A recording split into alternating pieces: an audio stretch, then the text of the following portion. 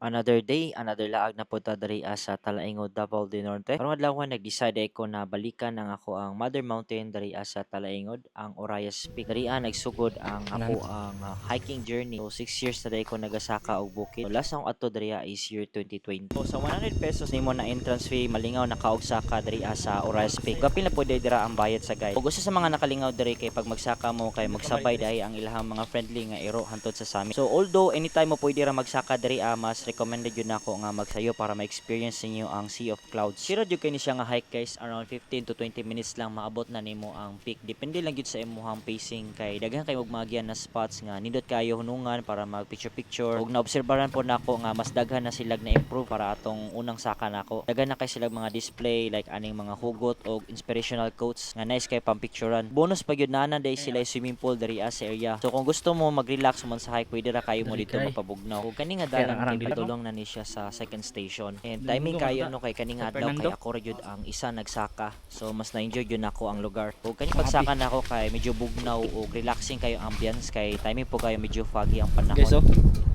nang kalsada makita.